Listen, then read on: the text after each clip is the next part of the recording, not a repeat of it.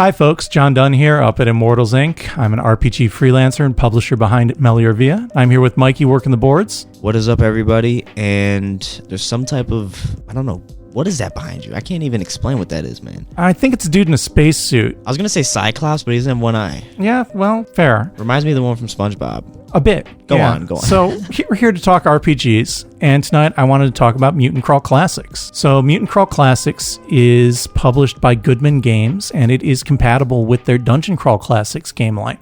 Have you ever heard of Dungeon Crawl Classics, Mikey? I actually have, but I don't know what it is. Okay, so it is a D&D-like game system, which is based on capturing a style of play that goes back to late 70s, early 80s, what's called the OSR movement, old school rules movement.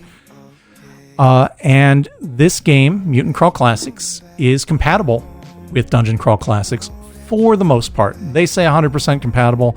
I'm not sure it's quite 100%, but you could probably move your characters back and forth without too much problem. The big deal about this, and I do want to real quick mention the length before I forget. So this is 280 odd pages. It's all black and white, and it is available both in hardcover and paperback. I got the hardcover version right here. We got both on the shelf here at Immortals Inc. So what's the setting?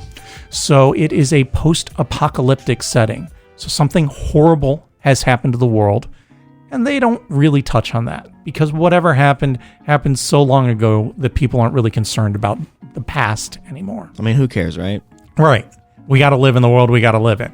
And it's very strongly influenced by an old TSR game that went through a whole bunch of iterations by the name of Gamma World. You ever hear that one? Nope, surprisingly. Okay. So Gamma World has gone through a ton of versions that were more or less compatible with different versions of D&D.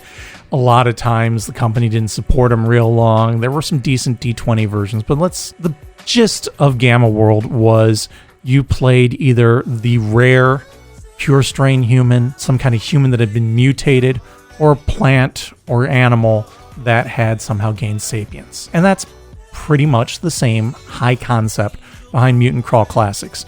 You've got pure strain humans, you've got mutants, you've got manimals, and you've got plantians. No, there is no connection to the fantastic 80s Manimal TV series. But it does, a lot of the artwork in that section does definitely call out to the Teenage Mutant Ninja Turtles RPG and comics too. Yeah, I was going to say the art is interesting. The Van Gogh-like strokes on it, you know what I'm saying? Yeah, so this guy, a lot of the artwork in here is either done by Errol Otis or inspired by Errol Otis. I don't know if you recognize that name, but he was the guy who did a lot of that work on Expedition to the Barrier Peaks that we talked about recently. Okay, yeah. I mean, I can kind of see the resemblance now that you say that. Yeah, and so the characters are in this post-apocalyptic landscape, and they're members of their tribe who have been sent out to explore.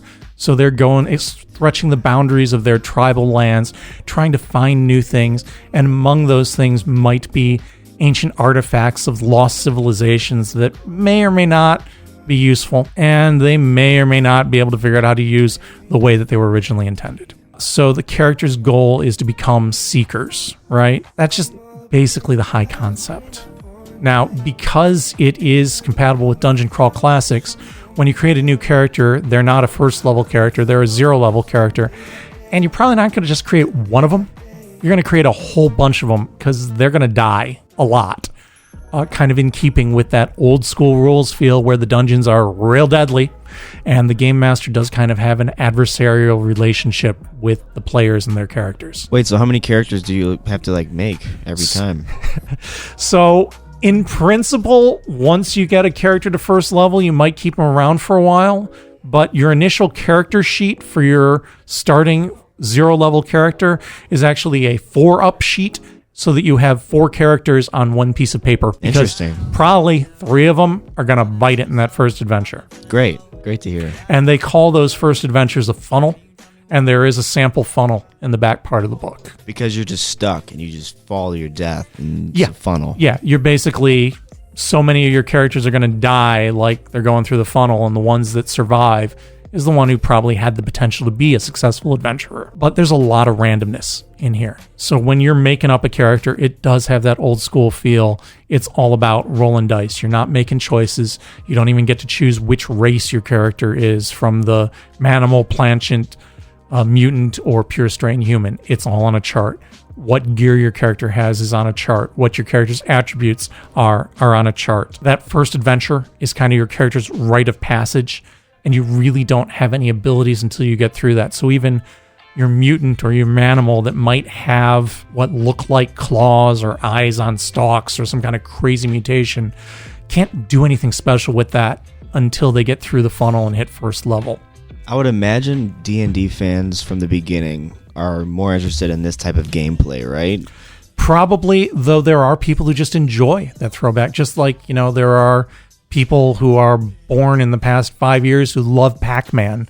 There are people who like to go back and get this old school feel. Yeah, they might want to go buy the whole Pac-Man machine instead of play it on an Xbox. You know what I'm saying? There you go. Absolutely. I get that reference. Yeah. Once you get to first level, a lot more material in the book opens up. So if you're a pure strain human, there are different character classes to pick from.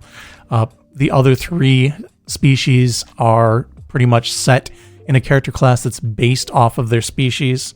Your characters all have a strong tie to their tribe. And then there are these kind of secret societies that they typically belong to. They call them archaic alignments. They have nothing to do with D&D alignments. They're like, again, secret societies, so different groups or even kind of religious sects that they belong to. And they're all tied into where they think history went and what they think might be happening in the future. You're allowed to say cults. It's okay. Yeah, cult is not a bad word. In fact, I think at least one of them is specifically called out as a cult. Do they have like cars and stuff, or like Mad Max Fury Road type transportation? I mean, that wouldn't be unreasonable as a thing that they might uncover when they're searching around for lost artifacts, particularly like something that has a crazy fusion powered engine in it that will run for 1,000 years. But it's not the kind of thing that you would start with, right? That'd be a pretty crazy Ford F-150 if you put that engine in there. Yeah, baby. or think of that in the front of a Mack truck, right? That you're just plowing through the wilderness on. Who's stopping you? Probably only really big trees. Or cults. There you go. There's a bestiary, and you've got sections on robots and hostile artificial intelligences or even AIs that could function as patrons for the characters, additional material on some of this lost technology, the different organizations that are around. Basically, you're set up for ways to populate the world and introduce new mysteries into it.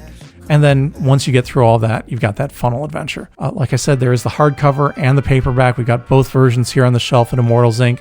The hardcover is a bit more. This one's $60. I think the paperback is $25 or $30. What's the difference between the two, if I may ask? Just the binding, right? So this one, stop a bullet. Okay. The paperback probably won't. And if you're going to be tossing it in your bag and being kind of loose and careless with it, this hardback's going to hold up better. But if you're careful with it, that paperback could last you through a whole lot of game sessions. Do you think it would actually stop a bullet? Depends on the caliber. I mean, I wouldn't want to be using it as armor. Yeah, me neither. But hey, if you need to, you need to. Well, funny story. You ever hear of Champions? No. Champions is another generic role-playing system, okay. And it's kind of famous for how thick it is. Well, when one of the editions came out, the publisher behind it grabbed his 600-page copy of Champions, took it out to the range, and shot at it with his M16, and it did, in fact, stop a bullet. I think we might need copies of those here on the shelf just for doomsday purposes. I don't know. I don't think it's that bad of a neighborhood. I think we'll be okay. Oh, yeah, we'll be good. Yeah, we'll be all right. But yeah, stop in, check out Mutant Crawl Classics. I think this would be a lot of fun to play in the shop because you don't know what you're going to get. It's real quick to make up characters. This is not a complicated system.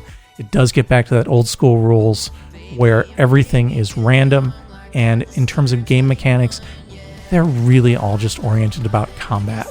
So if your character's going to be trying to investigate something, that's all happening through role play, not through anything that's on your sheet. Well said. It's a solid setup. Come take a look. Smash that sub button. Thanks for watching. No.